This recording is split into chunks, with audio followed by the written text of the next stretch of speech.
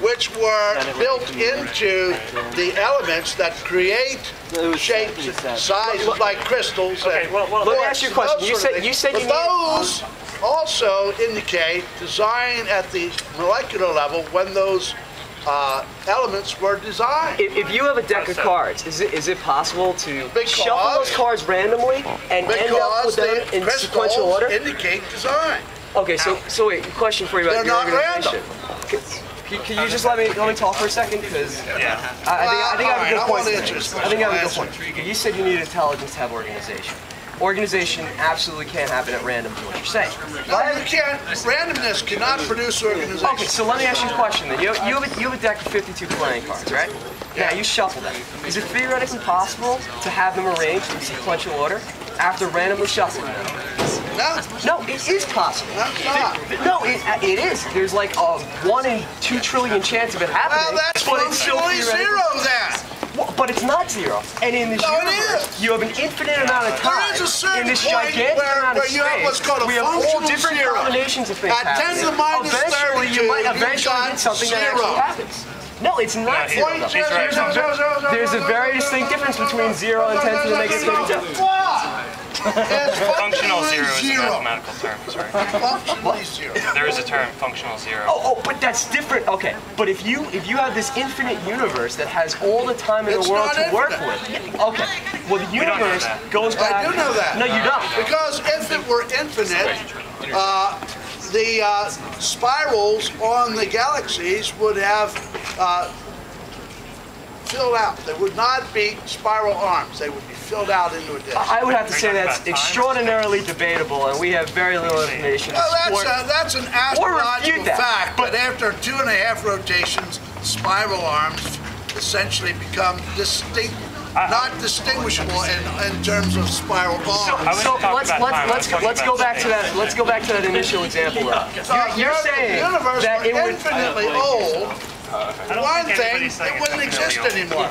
All right, let me ask you a question. Now, going back to the deck of cards, you're saying that there is zero possibility that those cards could randomly be arranged in sequential order. Because there's not zero possibility of that. There's a very small possibility of that, and if you did it enough times, it would eventually happen.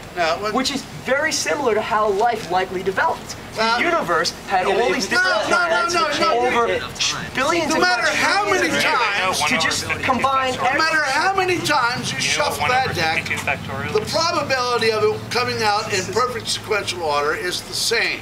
Right. Functionally zero. No, but functionally zero isn't zero though, it's different. That means that there's a very, very small slight probability that can happen. Is 1 over 52 factorial functional zero? Functional zero is a relative term, it depends on how you're using it. The point is, if the probability exists, oh, yeah, you have enough trials, it will eventually happen. Well beyond functional zero. 52 factorial is bigger than every particle in the universe, like the amount of every particle in the universe. It's a gigantic number. See, when you start talking that's not the point, though. Well, your point is that you're attributing omnipotence to random forces. Random forces cannot produce organization. Yes, That's they simply can. In a very, just in the way I explained. In a very small percentage of the time, they can. No, and that would explain why life is so seldom in the universe. The universe is this huge thing, and it's existed for billions of years. No, it hasn't. Yes, it has. No, it hasn't. Well, you don't know if it has or hasn't. I don't know if it has or hasn't. Well, I know but both of us know it's been around for a very long time. I know from the things that we do know that it hasn't. Like, for example, we know that the moon is receding from the Earth. That's true. All right.